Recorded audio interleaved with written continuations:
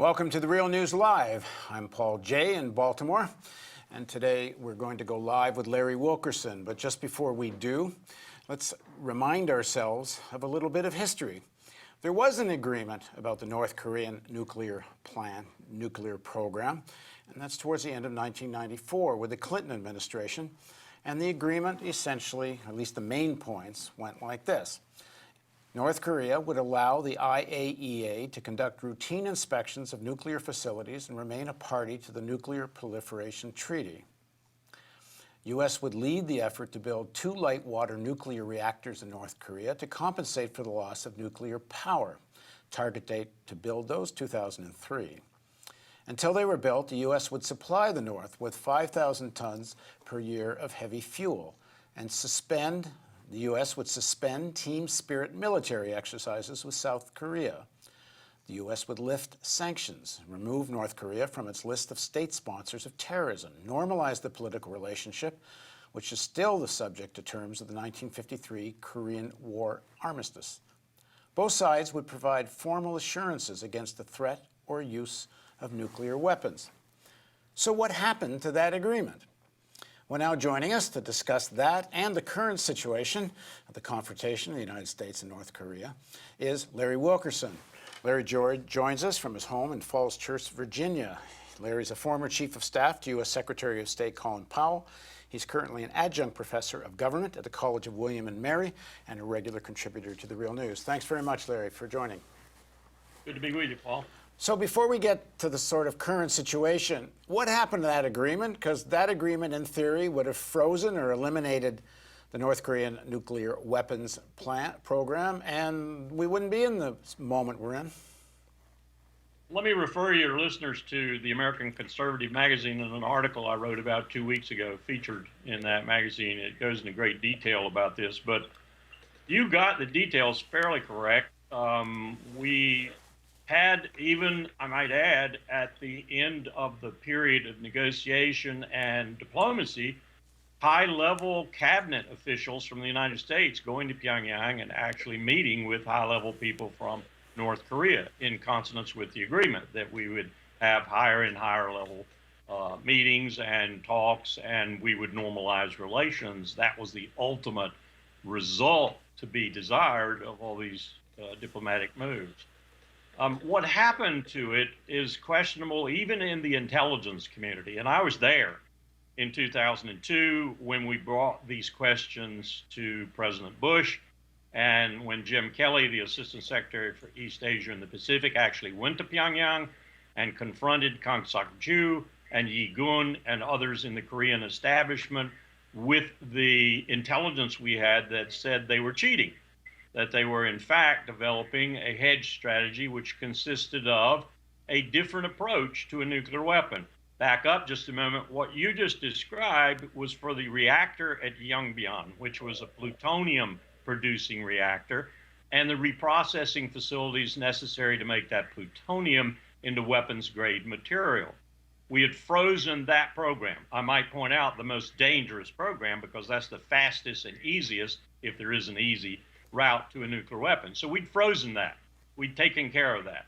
But we had intelligence that led us to believe that the North Koreans were hedging that effort with a highly enriched uranium effort, a more difficult, a slower, more tedious effort to a bomb, but nonetheless a way to one.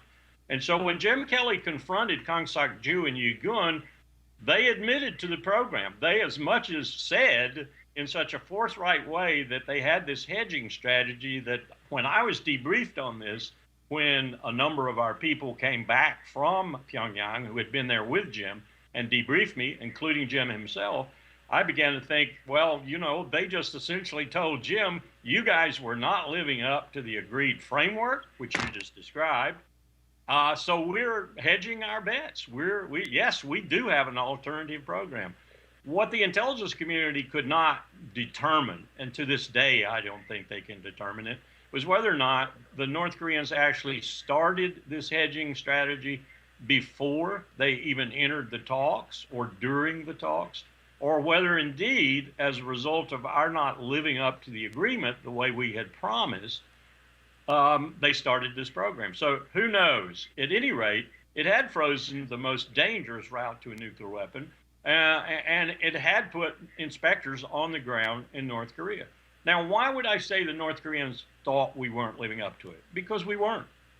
We shipped the heavy fuel at times that were not exactly per the schedule. We shipped in quantities that might over a year or 18 months have finally added up to what we said we'd give them, but it never looked as if it was going to, and it was never in one shipment. And more importantly, we drug our heels, as did the Europeans for a certain amount of time, because they were in it too, on funding what was called the Korean Energy Development Organization, which was the consortium set up per the agreement between the United States and the DPRK, but funded by others like Japan, China, and so forth. That money was not forthcoming. So by 2003, we had not even poured all of the foundations for the 2 light water reactors. So had I been the North Koreans, just putting on my realism hat, if I'd been the North Koreans at that time, I probably would have been cheating too. There's a lot one can get into the detail of the history, but there seemed to be, at least in Congress at that time, very little interest in this deal anyway. Absolutely. Steve Bosworth, Ambassador Bosworth, who was appointed the first head of the consortium, Tito, actually said about 2 weeks after the ink was dry on the agreement, hey, it's 2 weeks, the ink is not even dry yet, and it's a dead agreement. It's a dead letter. And he knew that the Republicans in the Congress, and a few Democrats too, just as with the Iran nuclear agreement today, there's blame on both sides of the aisle, but the predominant blame is on my side, the Republican side, who didn't want this agreement to be successful. And so they started right away to try and undermine it. And for the same reasons as Iran. They still don't want to accept the North Korean government, for better or worse, is there to stay, and it's up to North Koreans to deal with it. Absolutely. And I think it's even more insidious than that, Paul. And I wrote that in the article that I published. I think there is an element in the Congress and an element in the country, a very wealthy element, that sees war to its benefit and needs these threats, and so is not about to let these threats go away. So that takes me to my next question. Why the heck does anyone care if North Korea has a bomb? It could only be defensive. If there was ever such a thing as a North Korea first strike somewhere, it's obvious there'd be no North Korea within minutes after that. Why is it such an enormous existential threat?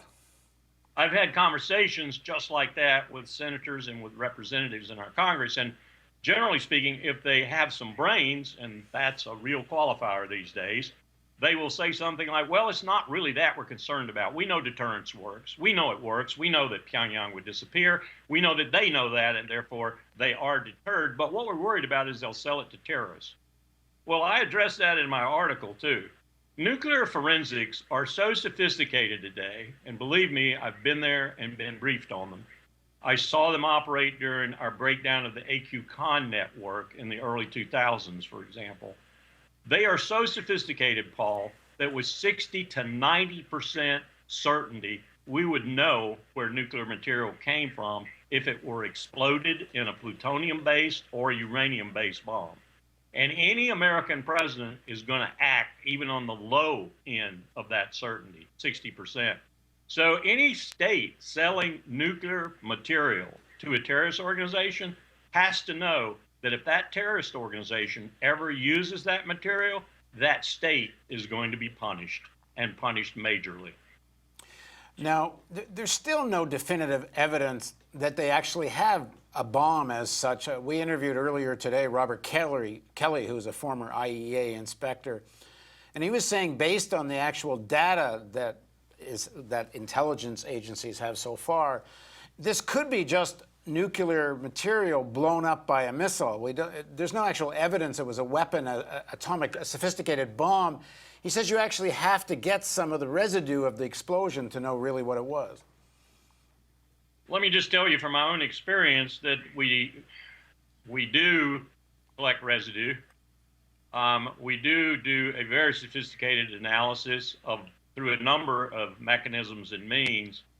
But I will agree with him to the point that when I left government as a member of the North Korea working group in the government in 2005, we still did not have what you would call definitive evidence that they weren't succouring us. That is to say that they weren't doing some things underground that they were describing as nuclear explosions that could well be either that at a much reduced rate than they were claiming, or yield than they were claiming, or they could be even high explosives that were massively detonated underground and gave a seismic signal like a nuclear weapon. My understanding of late from intelligence people whose views I respect is that we have a little more evidence now to conclude that they have probably had one or two or more real nuclear explosions, if you will, well underground. But we have no way of knowing how sophisticated they were, if they are at the point where, for example, they could miniaturize them so they would be able to fit on a warhead, on a missile, or any of the sophisticated things that are actually more difficult technically to do than the actual fabrication of the plutonium metal or the highly enriched uranium bomb itself. So I tend to doubt some of the more strident interpretations, including that of Kim Jong-un, about what North Korea is capable of. Now, the reason, perhaps there's other reasons, but the principal reason, if I understand it correctly, why there's no military action being taken place now against North Korea is because North Korea can do such terrible damage to South Korea with conventional weapons, essentially destroy Seoul and much of the South Korean population. In other words, they already have a very strong deterrent in conventional weapons. What do they need a nuclear weapon for? Because we hear the reason they want a nuclear weapon, and it sounds reasonable. They look at what happened to Saddam Hussein in Iraq. In fact, Putin just made those comments at the BRIC meetings the other day. Do we have that Putin quote about, okay, we'll play the quote from Putin. Russia condemns these exercises by North Korea. We think that they are of a provocative nature. But we also cannot forget what I've just said in relation towards Iraq and then Libya. And North Korea will definitely not forget this as well. Meaning they saw what happened to Saddam Hussein and they saw what happened to Gaddafi, so no wonder they want nuclear weapons. But they've got tremendous ability in terms of what they can do to South Korea, so why do they need a nuclear weapon? Because in a sense they're making themselves more a target by developing this. Don't forget also, Paul, that they saw what we tried to do to Bashar al-Assad in Syria. I point all this out in the article that I referred to earlier, but there is another element too. You're right about the DPRK, and especially the Kim regime, enjoys such a rich lifestyle, if you will, compared to the rest of North Korea, that they are desperate. And I do use that term. They're desperate to maintain it. And they see the only threat to their power hold being the United States. South Korea to a certain extent, but the United States is the big devil in their Bible. So that's the first reason, but there's a second reason too, and I recommend to your listeners Helen Louise Hunter's book on Kim Il-sung, the original Kim, if you will. It's probably the best book ever written on the DPRK. She was at the CIA for a while, but she was a sociologist, and she really did some great work on trying to interpret Kim Il-sung and his regime. Part of the reason too, in addition to that preservation of the regime against the archenemy, the United States, is keeping a hold on the people in North Korea. And the way you keep a hold on those people, and I saw this in Cuba to a certain extent, Paul, with Fidel Castro and with his gang, and that is you make them have something to truly fear besides yourself. And you use that all the time, and you exercise that all the time. And what Hunter does in her book is show you how the regime does that, and how his son, Kim Jong-il, and now Kim Jong-un, actually magnified and accelerated some of this politics of fear, if you will, in order to keep their hold on the North Korean people.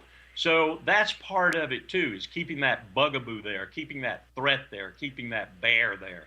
And you develop the nuclear weapon, and you give the people something to lean back on and say, well, He's told us how bad this threat is, but he's developed this system to stop this threat. And that increases your hold, politically and otherwise, on your people. I guess the Cuba thing's another conversation, but the United States did try to kill Castro how many hundred times and did launch, sponsor an invasion, but a conversation for another time. Oh, no question about it. And look what we do to North Korea. I mean, come on. You're sitting in Pyongyang and you're looking south. We have no empathy in Washington, Paul. We have no empathy at all. You're sitting in Pyongyang and you're looking south, you see the 7th Fleet. You see 600,000 Republic of Korea soldiers, well-trained soldiers. You see missiles bristling all over South Korea. Now you see THAAD in South Korea. You see Japan. You see everything that the United States can bring to bear in addition to the Republic of Korea's own military, and you're scared. It's that clear. Right. Okay, I'm going to take some questions from social media. We have Greg Vara ask, why has the U.S. continued with the war games with South Korea when they know it only agitates and worsens the situation with North Korea? And why does Congress and the State Department allow Trump to run amok with his tough talk, which only makes diplomatic relations worse with North Korea? Well, the first question is easy to answer because it does. I mean, there are people in the United States Congress who, just as with Bashar al-Assad in Syria, just as with Rouhani in Tehran, Iran, and just as with, before them, Gaddafi and Saddam Hussein, want these people gone and want these regimes changed. And they feel like that's the best way to do it. Why do we exercise? In order to perturbate the situation.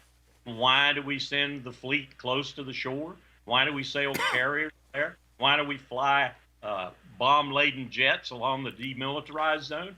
For the very reason that the questioner suggested, because we can and we want to in order to perturbate the situation. Now, of course, we say that it's to exercise with the South Koreans so that in the event war happens, we can do what we need to do in executing our plans.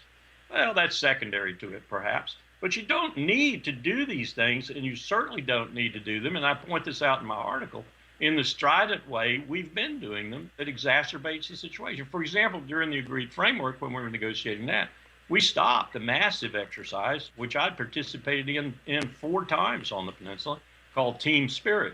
We essentially canceled it. We stopped it in order to go along with the diplomacy. And I suggest in the article, if we wanted to do something today that would be meaningful, not beating our chest like Donald Trump likes to do, but doing something that would be meaningful, we would start talks with North Korea and we'd get back on the same track we were on in 94 and 95, where we would offer things to them in exchange for things from them.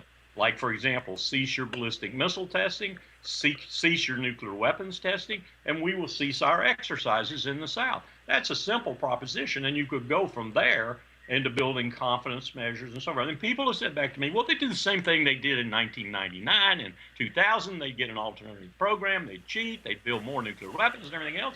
And I say, well, first of all, listen to what I said before. Maybe they did that because they didn't trust us because of our actions. But secondarily, so what? So what? As long as there's not a war and as long as there's not a nuclear exchange on the peninsula, who cares? As long as the peace continues, as long as people aren't dying, who cares? Well, I guess almost war is good for some people. Here's a question. Paul Shepard on Facebook. Does diplomacy have any chance of being used to resolve the crisis when President Trump has tweeted that the U.S. is willing to sell highly technical military equipment to Japan and South Korea? In fact, billions of dollars of new military sales are coming to South Korea. Almost every conversation you and I have about somewhere gets back to military weapons sales. I think that's Donald Trump yapping. I don't think the South Koreans are about to buy millions, billions of dollars of more weaponry that'll sink their peninsula if they do. They've got quite enough right now, thank you very much.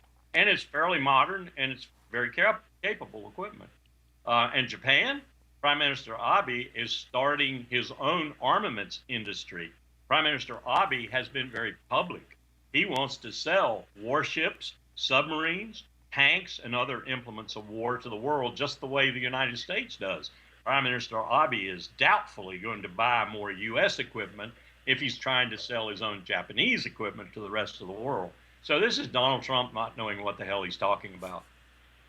A question from, I like these YouTube names, Mint Julep on YouTube. Colonel Wilkerson, wouldn't it be more effective to communicate with Jim Junghoon directly than to hint at possible war? Should Trump directly reach out? This has always been a huge question within the U.S. diplomatic community that's been answered almost unanimously within that community, no. And the reason is our South Korean ally. What Kim would love to do, what the Kims before him wanted to do, and what Putin is doing very successfully today vis-a-vis NATO, is to separate our ally from us. And if we went directly to Pyongyang, if we sat down directly with the ineptitude with which we do these sorts of things, we probably would fulfill that goal. We would drive the South into a secondary status. They're the ones who are cheek and jowl with North Korea. They're the ones who might be invaded at any moment. So I think that would be a bad move, and I tend to agree with those people. But that said, as a starter, if I were looking at a route to the most effective diplomacy, I might have that as an ultimate goal. That, as the Clinton administration did, and I'm not one to give them a lot of kudos because they're blameworthy in this too, or they're worthy of censure in this. There is a positive side of being able to at least perhaps send Secretary Tillerson or someone of that stature in a final negotiation stance so that it would put some imprimatur on the deal and give the deal some more resilience than it otherwise would have. But I wouldn't recommend that the heads of state get together, not in the beginning anyway. Obviously, China's the major player other than the United States in this scenario. In terms of external power. I understand that North Korea plays sort of a buffer state role to China. Maybe you can talk a bit about that. But how is it that China doesn't seem to have the power, influence, unless they don't want to have a regime in North Korea that's more under their control? That's a complex issue, and I'll try to address the major features of it. First of all, China likes having the buffer state there. The buffer state that is sympathetic, at least, to Beijing and its wishes, and stands between, geographically, it and the South Koreans, who are allied rather strongly with the United States. So that's the first thing. Second, China does not want a catastrophic collapse of that buffer state, and it fears that greatly.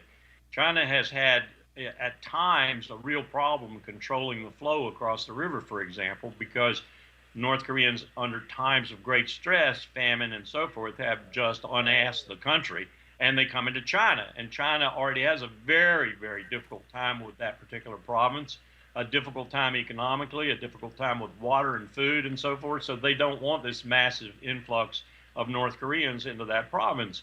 So they're worried about that kind of collapse, too. And then the last point, which has become true in the last 2 decades, the Kims don't really answer to China anymore.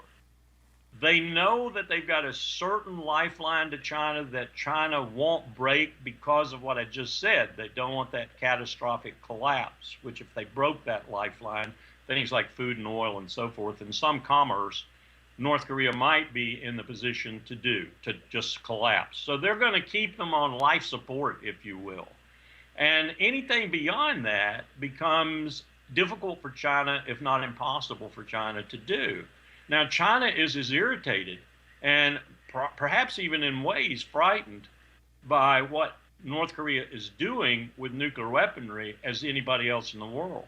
Because what China sees is that possibly motivating Japan, and Japan could do it in a heartbeat, to become a full-up nuclear weapon state. And that would be really bad for China in China's eyes, and bad for the region in my eyes. And so China's got real mixed emotions about this and has to play the game very, very carefully. I mean, I would think China would see what's going on now, as you say, in a mixed and complicated way. But with Steve Bannon, and one thinks Trump believes in the same thing, advocating trade war with China, maybe this gives them a little leverage in that. You know, you're going to need us on this North Korea thing. Don't be threatening us on the trade side. Oh, there's no question that diplomats like Wang Yi and Yang Jie and others They understand how to play this game better than we do. And so, yes, they're going to use whatever leverage they can gather from both the trade game, the economic game, the finance game, and the realpolitik game with respect to Japan and the Koreas. They're going to play it as well as we do or better. So, we're not going to win a whole lot with regard to Beijing in that regard. The threat level that the media, the White House, and everybody's giving to this, is it partly being played up for the reasons you were saying before? That this could easily not be considered such a big deal. There could be a diplomatic discussion going on. It's not an existential threat. And in fact, the kind of attention that Kim Jong-un is getting is, I guess, exactly what he wants. If they weren't making all these threats and noises, no one would pay any attention to North Korea at all. Exactly. But is this just another great distraction, especially for the Trump administration right now, which is in so much trouble on so many fronts? Now you can get everybody talking about North Korea. I think you named it, whether it's the domestic front, where they look to be utterly heartless with regard to the Dreamers, or whether it's the front with Russia, where they are increasingly, day by day, in legal jeopardy, or whether it's some other domestic issue from which they would really like to run away. These things, like North Korea, like what I would say was the most ridiculous comment I've heard from a president in a long time, that he might have to invade Venezuela and kick out Nicolas Maduro. Those kinds of comments are designed not so much in substantive foreign policy as to divert our attention from what is really a failing, dramatically failing presidency. Failing and draconian. Yes. Interesting question here from James Bradley McCallum on YouTube. Could this be inspired or encouraged by China giving America's by the China-American growing contention with the Silk Road in Afghanistan, India, USA, Pakistan, China? This whole issue of developing this Chinese band they're talking about. Explain what that is, and how does the Korea, if it does play into this, how does it play into it? I see the Chinese strategy as being twofold. It has one maritime component, which starts in the South China Sea and stretches all the way around the Indian Ocean and towards Pakistan, where they're building ports, for example, helping to build ports that will take their submarines aboard and refit and so forth. And then the land route, which runs from Xinjiang province and out across Central Asia to Turkey and up into Europe. They have put, by some hedge fund estimates, anywhere from $1 trillion to $2 trillion US equivalent into these enterprises. And that means everything from high-speed rail from Shanghai to the ports on the Indian Ocean in Iran, Chabahar and Bandar Abbas, and high-speed rail from there on up into the Stans and up into Turkey and so forth, to the Central Asian land route along the old Silk Road. Its ultimate goal, I think, is essentially China's Deng Xiaoping strategy.